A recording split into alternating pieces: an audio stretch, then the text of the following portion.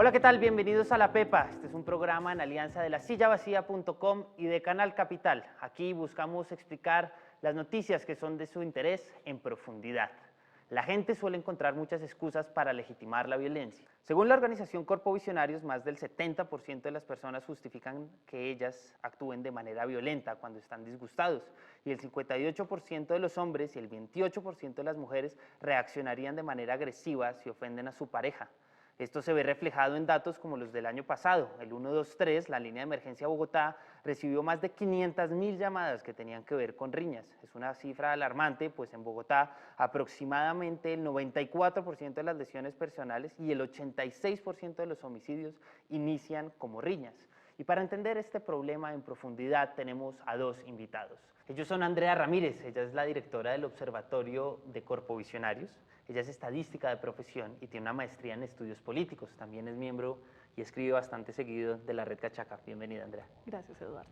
Y también tenemos a Henry Morraín. Él es filósofo, él está haciendo su doctorado en Ciencias Humanas y Sociales en la Universidad Nacional y es el director de Corpo Visionarios. Bienvenido, Henry. Y gracias por la invitación, Eduardo. También es miembro de la Red Cachaca y con estos dos expertos vamos a ver qué saben los que saben.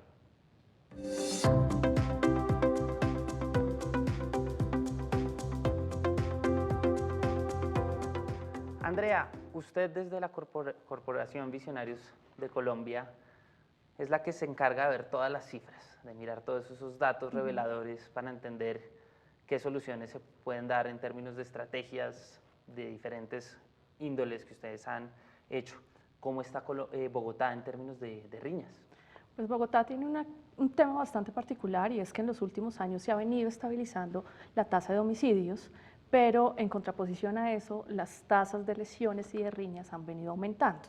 Entonces, desde el año pasado, junto con la alcaldía, nosotros hemos venido mirando qué es lo que pasa en esos entornos y en este caso particular haciendo un zoom en los espacios donde hay consumo de alcohol.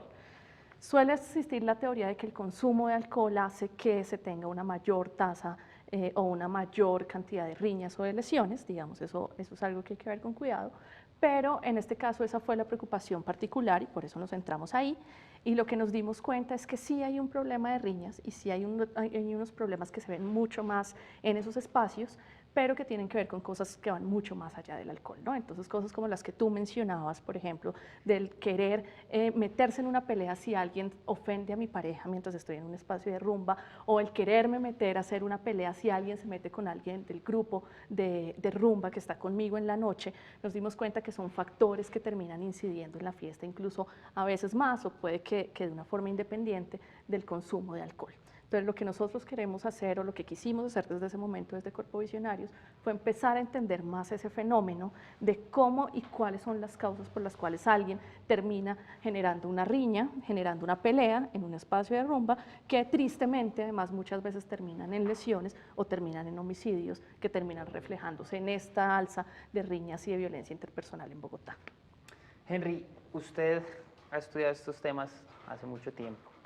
¿Por qué es tan importante entender esto, digamos, de una forma integral? Más allá, no es que las cifras no sean importantes, porque finalmente es lo que arroja lo alarmante del problema, pero ¿por qué es tan importante hablar de riñas habiendo tantos otros fenómenos de qué preocuparse? Bueno, Colombia pues ha entrado en una etapa que estamos denominando posconflicto, después del acuerdo del gobierno con las FARC, y pues esperamos que llegue a feliz término el acuerdo con el ELN.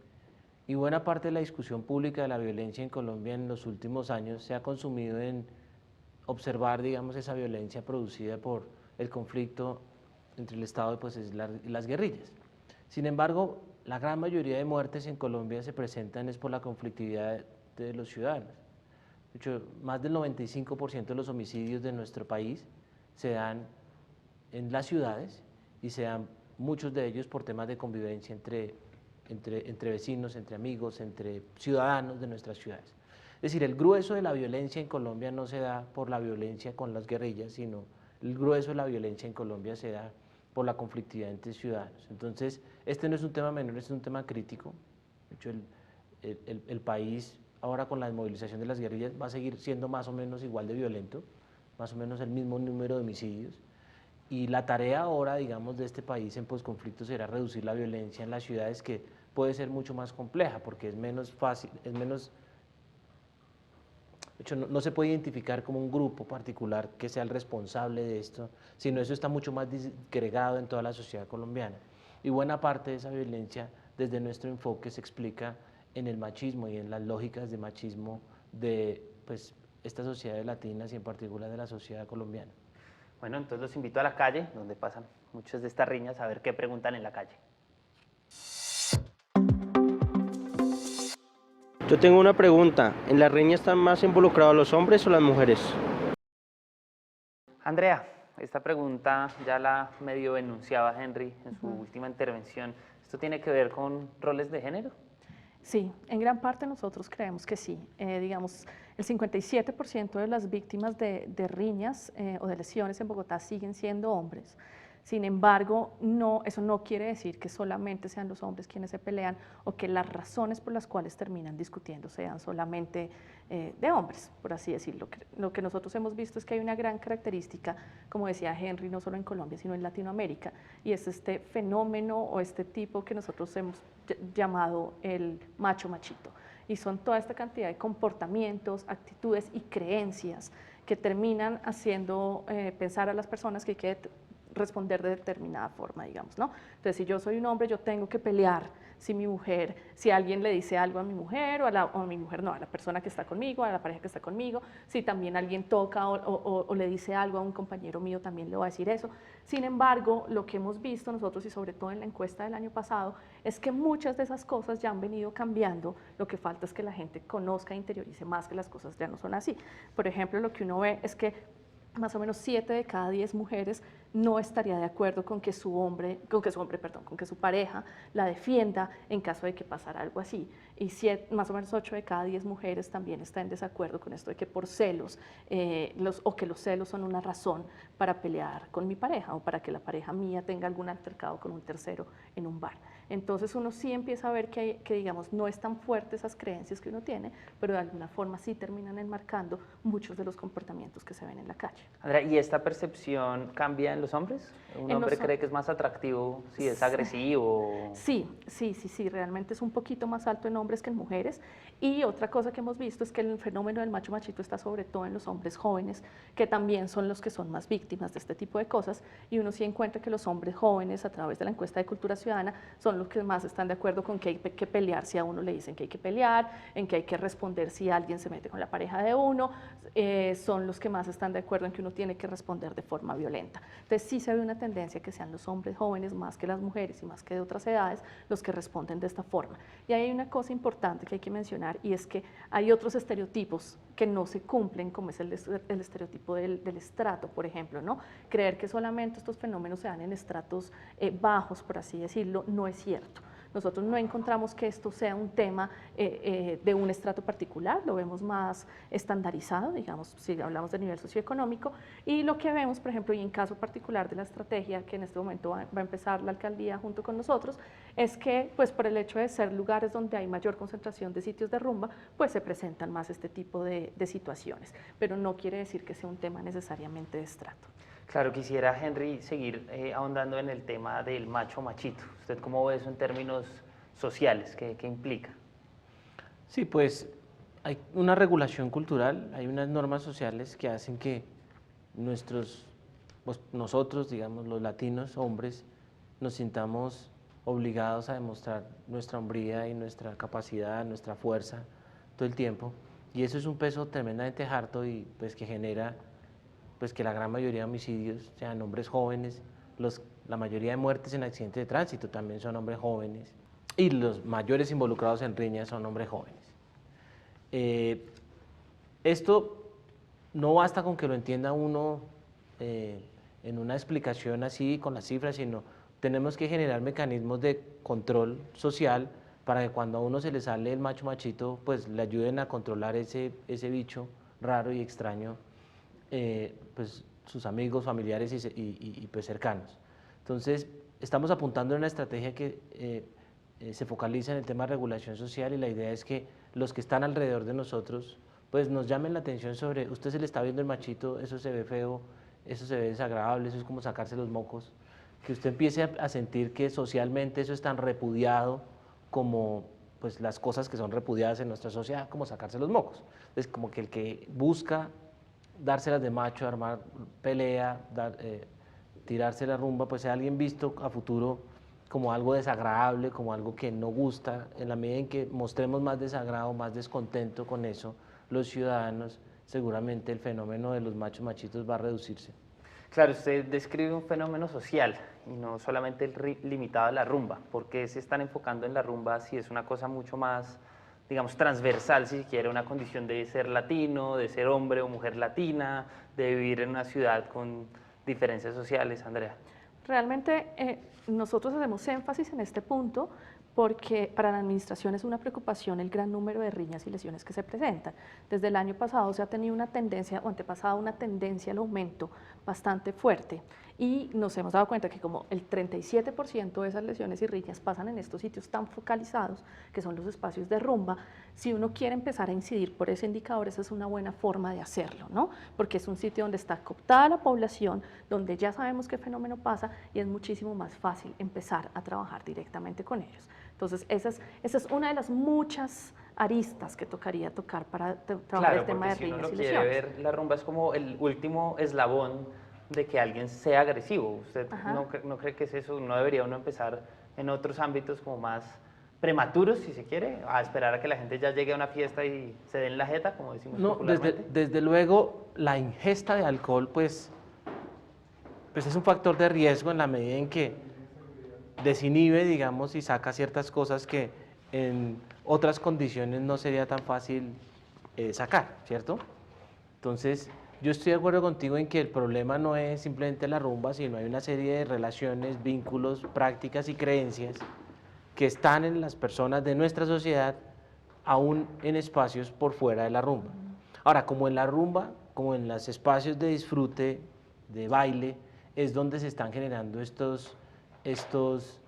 conflictividad que genera este número de riñas alto, o buena parte de las riñas se generan en estos espacios, pues estamos haciendo acciones focalizadas, porque uno quisiera intervenir de todo a toda hora y en todas partes, pero es muy difícil. Entonces estamos priorizando la intervención en los espacios en donde se genera esta conflictividad.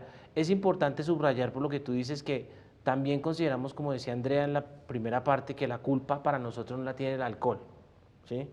Como que no es que el alcohol, él era buena persona, pero entonces tomó, entonces se emborrachó. No, Sí, como si el alcohol fuera el detonante. como que el factor, digamos, crítico aquí, el factor que está de fondo es el tema cultural.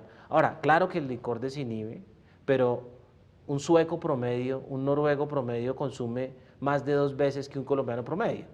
Y no, Hay mucho más consumo de alcohol entre un ciudadano de Suecia que un ciudadano colombiano, un ciudadano noruego que un ciudadano...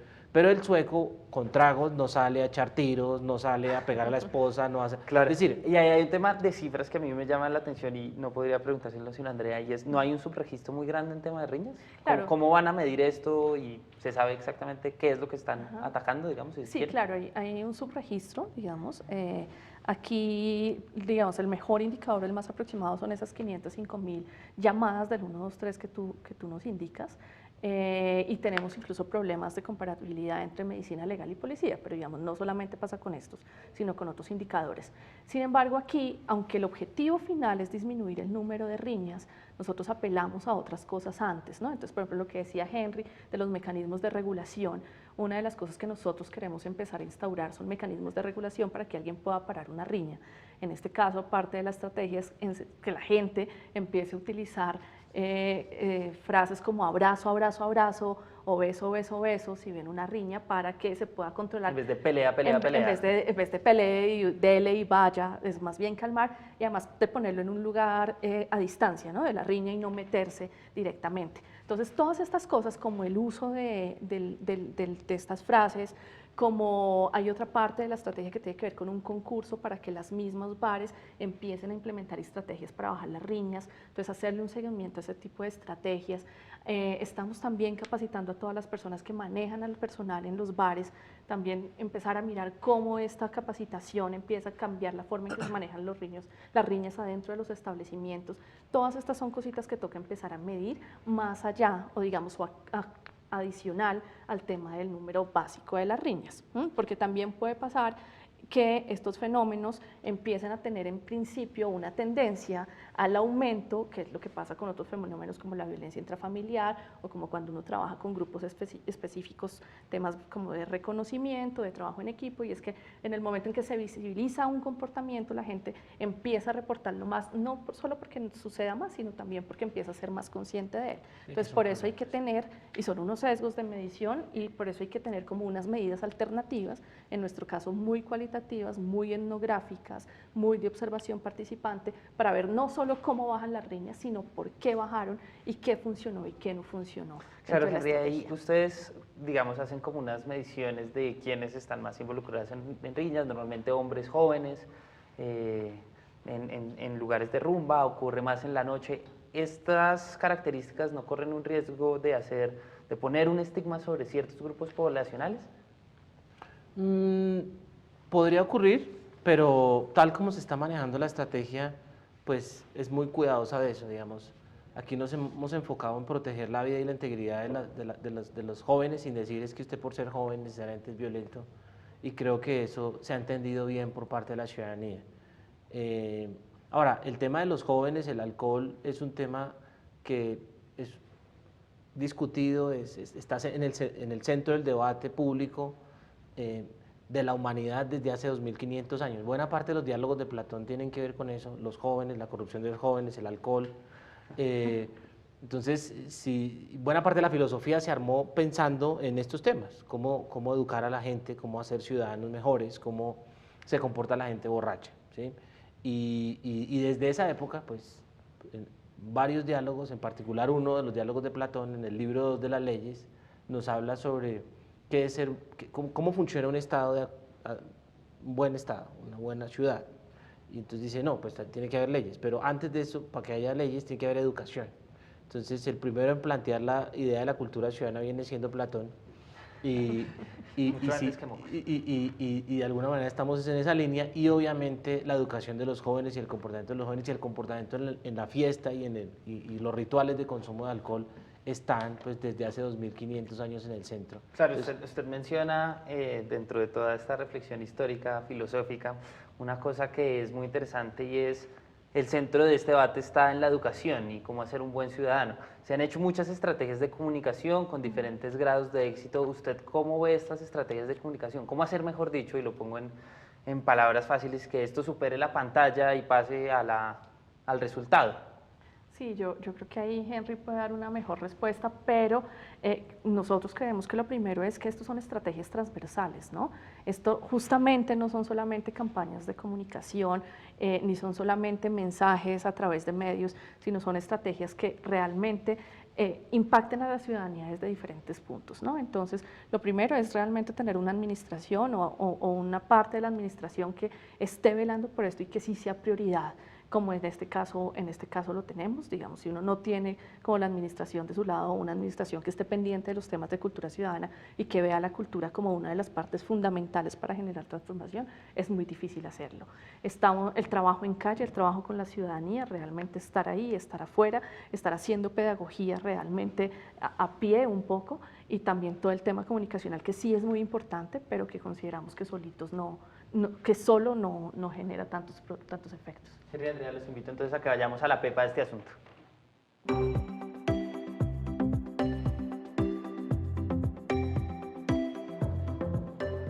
Henry, ¿uno cómo hace para que esta estrategia, como ya lo venía diciendo Andrea, supere la estrategia y pase a los hechos, a mejores comportamientos, una regulación social, como usted lo describía, que permita reducir las riñas y la violencia?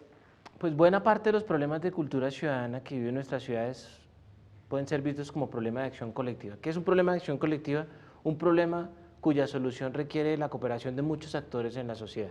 Entonces aquí hay como unos primeros cooperadores que están haciendo un startazo, que son la administración y una ONG que se llama Corpo Visionarios, que yo dirijo. ¿Dónde trabaja Andrea? Donde trabaja Andrea, pero pues eso es tremendamente insuficiente frente al compromiso que se requiere para la transformación. Aquí se requiere que las organizaciones de bares, por ejemplo, Asobares, que ha estado tan pila y tan juiciosa haciendo parte de esta iniciativa, los tenderos, los grupos de ciudadanos, las asociaciones de padres, las universidades, los colegios, cuanto más actores se involucren y consideren que esta tarea es importante para la transformación de la ciudad, esto va a tener éxito. Uno echa un rollo y genera como una estrategia de invitación, espacios de interacción y de juego para que nos repensemos. Pero en últimas, si esto va a ser un éxito, si los bogotanos se les da la gana. De hecho, nadie cambia a un ser humano, a una sociedad que no quiere cambiar. Entonces, creemos que estamos haciendo lo que debemos hacer para que los ciudadanos de Bogotá o los habitantes de Bogotá se sumen a esta estrategia y sean conscientes de su corresponsabilidad y de su rol en la transformación de la ciudad y en la búsqueda de reducir los niveles altos de violencia que tiene pues, la ciudad y el país. Andrea, ¿cómo hace uno para que, como decía Henry, a los ciudadanos se les dé la gana cambiar comportamientos? Bueno, pues ese es como el reto y la pregunta grande y a veces sucede, a veces no sucede, pero yo creo que la cosa es justo lo que decía Henry, que el día que la gente vea tan mal pegarle a alguien estando borracho o incluso sin estar borracho, obviamente, lo vea tan mal como sacarse los mocos, ese día la tarea va a estar hecha. El día que la gente vea eso ya como una norma social y que ya entienda que no hay una regulación solamente legal, sino que está un poco mal visto o está muy mal visto que ese tipo de cosas sucedan. Creemos que el día que eso logra pasar de la parte legal a la parte cultural y a la parte ya de la norma social en la cual se vuelve no solamente que yo lo hago o lo dejo de hacer porque la norma lo dice, sino que lo hago o lo dejo de hacer porque las demás personas van a pensar esto de mí, van a creer esto de mí, o va a estar mal visto o va a estar bien visto dependiendo del comportamiento. Creo que en ese momento es que se logra hacer la transformación. Henry, usted al principio del programa nombraba un proceso político como el proceso de paz, y como todos los procesos políticos tienen tiempos políticos. ¿Qué tanto tiempo tiene esto para cambiar? ¿Calzan esos tiempos políticos con los de los cambios culturales? Sí, pues existen varias teorías. Hay gente que dice que cambios culturales se pueden dar solo en 3 generaciones. De hecho, hay cualquier cantidad de carretología. Nosotros en general no creemos y la experiencia de Bogotá muestra que eso no es así.